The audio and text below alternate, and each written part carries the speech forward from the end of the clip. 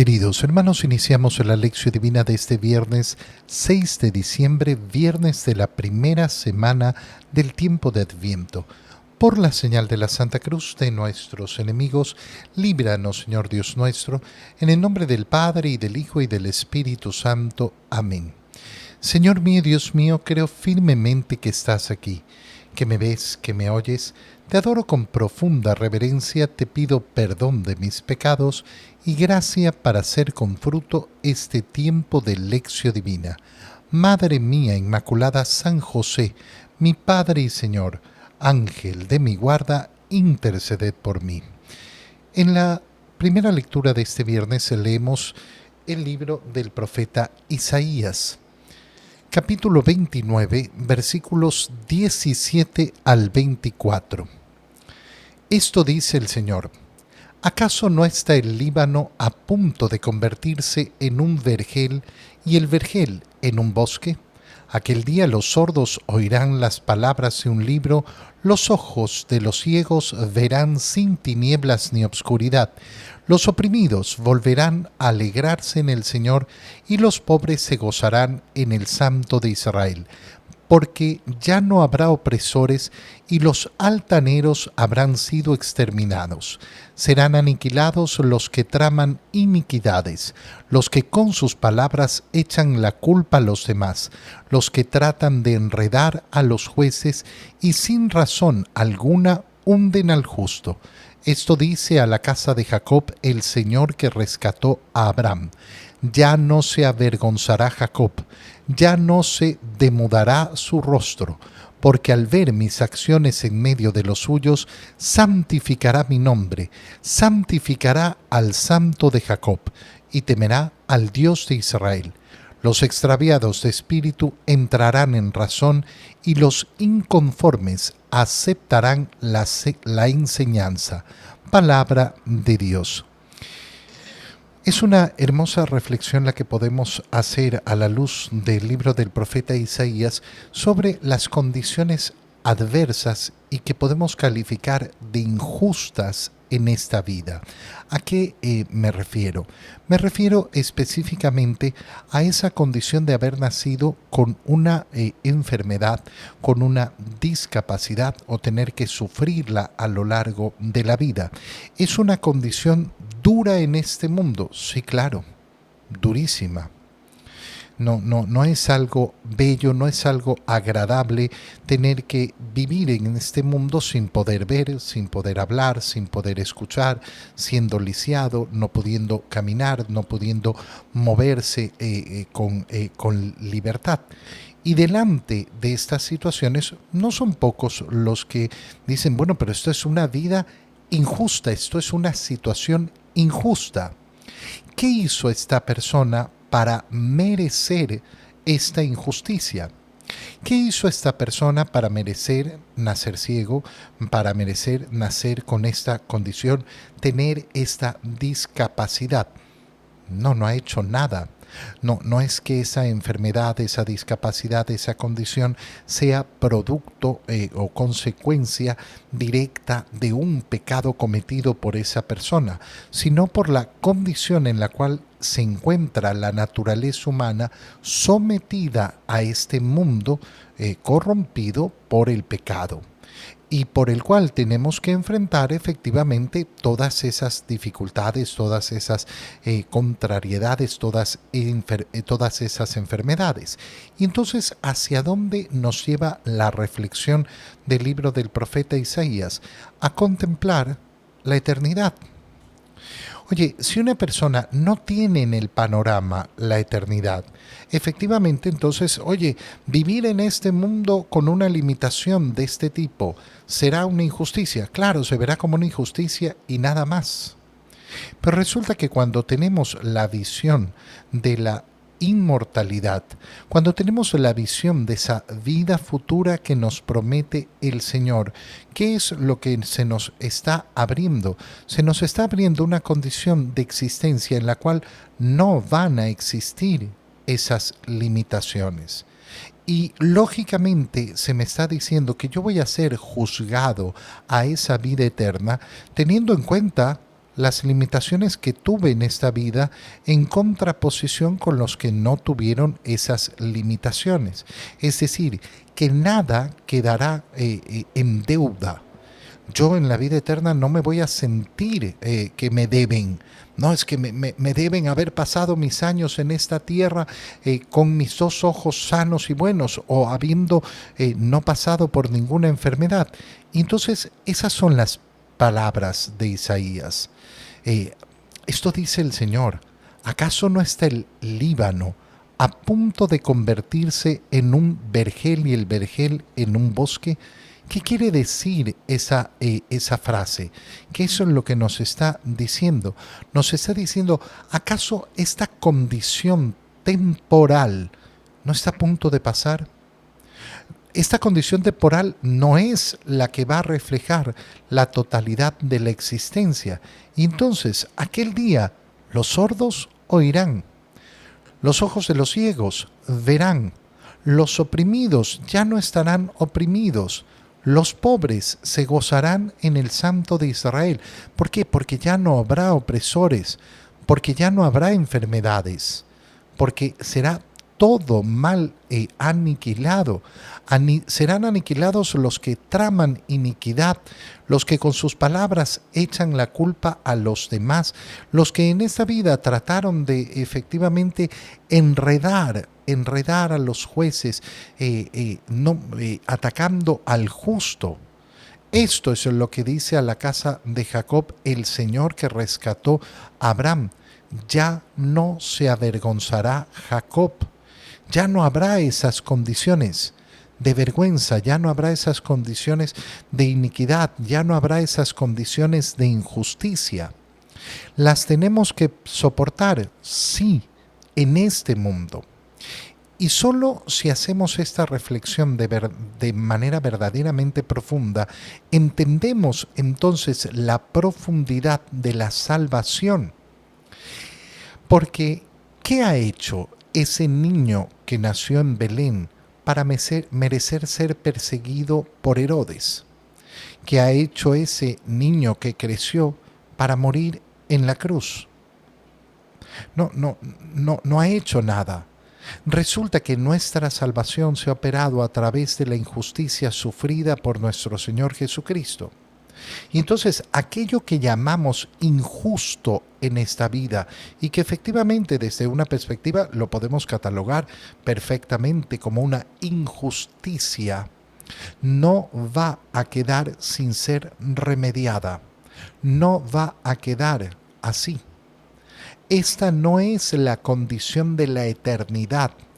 La condición que tenemos en este mundo es solo para este mundo.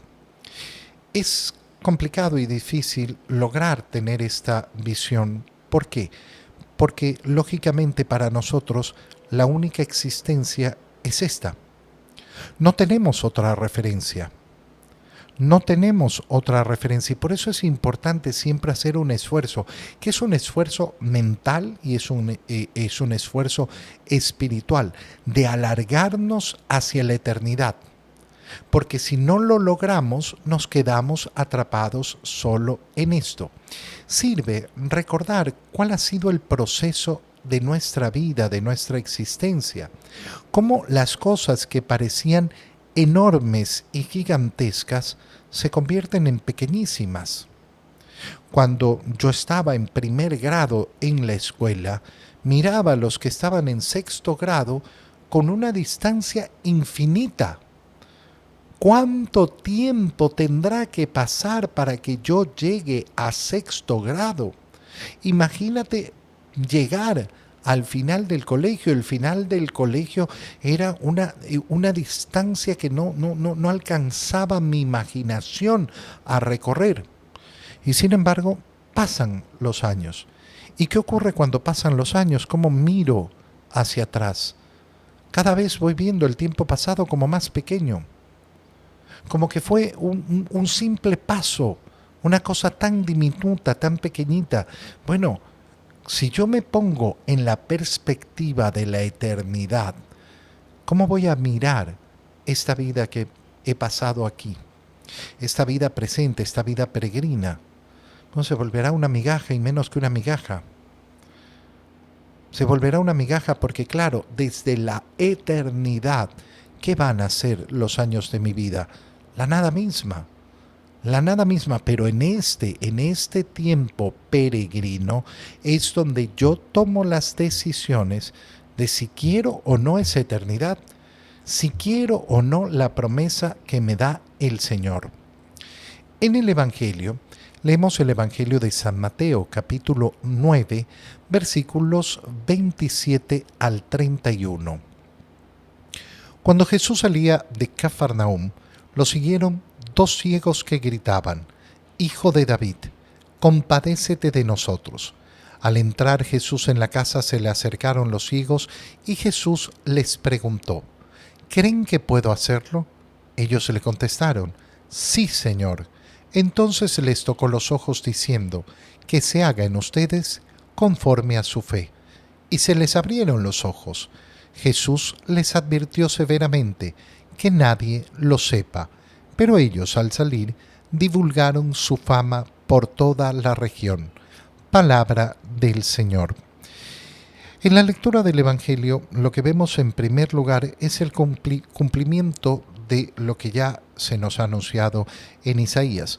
Nosotros al hacer nuestra reflexión apuntamos nuestra mirada hacia la eternidad, pero hay que recordar que este tiempo de Adviento nos invita constantemente a mirar hacia la segunda venida del Señor, y eso significa la consumación completa de los tiempos, la entrada en la plenitud del reino, pero en la cual podemos esperar porque el Señor ya vino y el reino de Dios ya está entre nosotros, está aquí y no de manera plena, no se ha manifestado en su plenitud. Y entonces vemos que esas palabras de Isaías lógicamente se han cumplido en la primera venida del Señor. Los ciegos ven. Y tenemos entonces este milagro de estos ciegos que recobran la vista.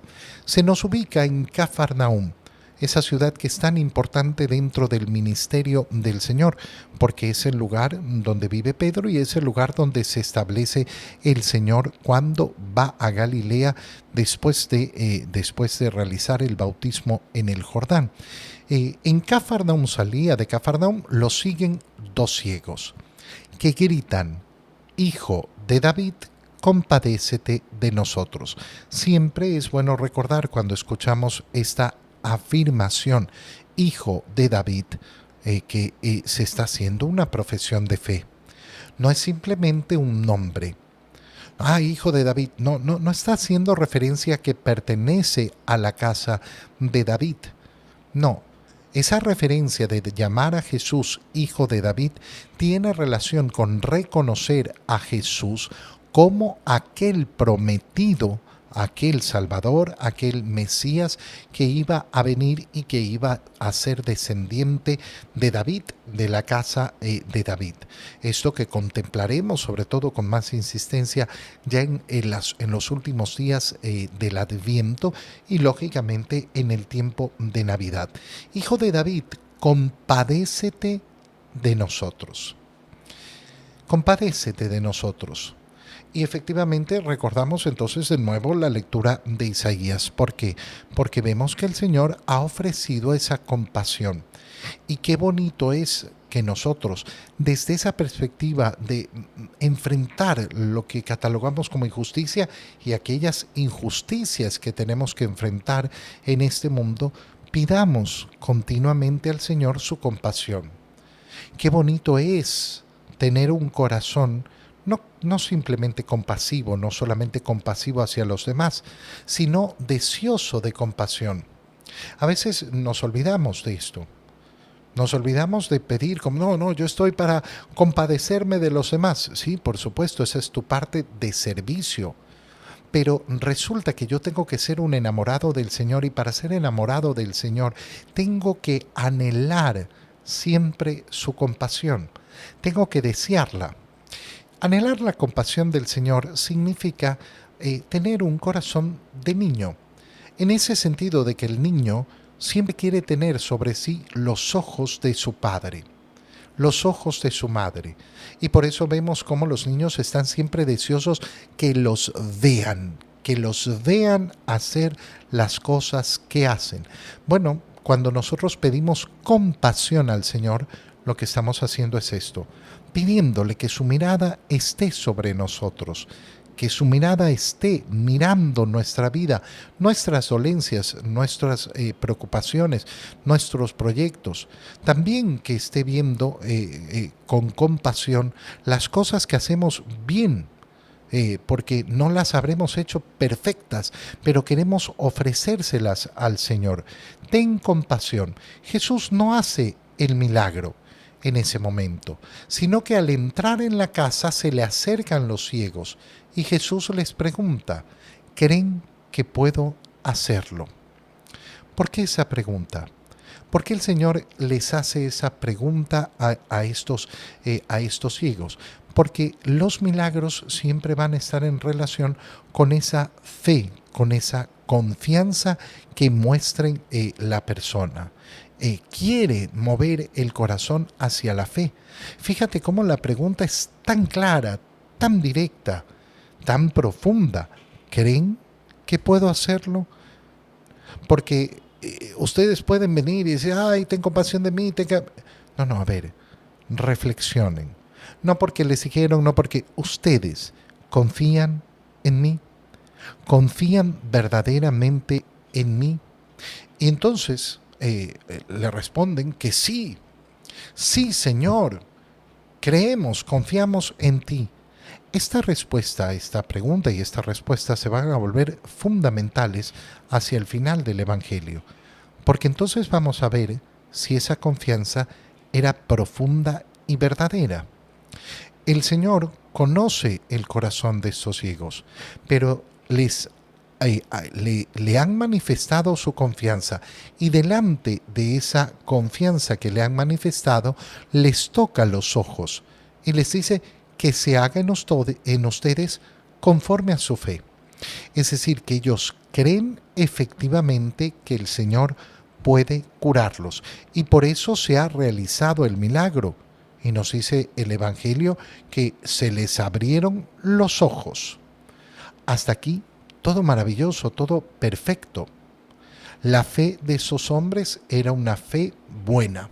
La fe de esos hombres, la confianza de esos hombres en el poder del Señor existía. Querían ser sanados por el Hijo de David y buscaron ser sanados por el Hijo de David. Tenían confianza en que iban a ser sanados y efectivamente todo esto se cumple.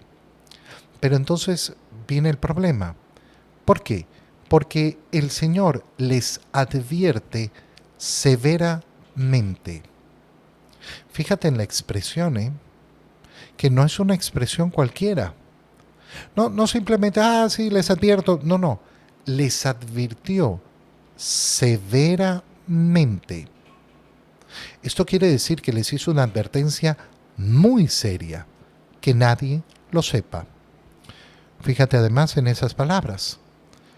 Dan pie a la interpretación, dan pie a decir, bueno, lo que pasa es que en verdad no entendí lo que quería el Señor.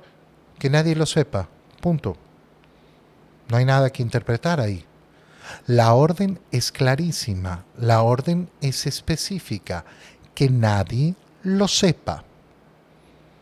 Y sin embargo ellos, al salir, divulgaron su fama por toda la región. ¿Dónde estuvo entonces esa confianza en el Señor? Resulta que esa confianza está ahí cuando yo deseo algo del Señor, pero esa confianza no está ahí cuando yo tengo que cumplir lo que el Señor me manda. Y esa va a ser una fe deficiente. No, es confiar en el Señor. Y como yo confío en el Señor, cumplo lo que Él me manda. Te doy gracias, Dios mío, por los buenos propósitos, afectos e inspiraciones que me has comunicado en este tiempo de lección divina. Te pido ayuda para ponerlos por obra. Madre mía Inmaculada, San José, mi Padre y Señor, Ángel de mi guarda, interceded por mí. María, Madre de la Iglesia, ruega por nosotros. Queridos hermanos, que el Señor los bendiga y los cuide en el nombre del Padre, y del Hijo, y del Espíritu Santo. Amén. Un muy feliz día para todos.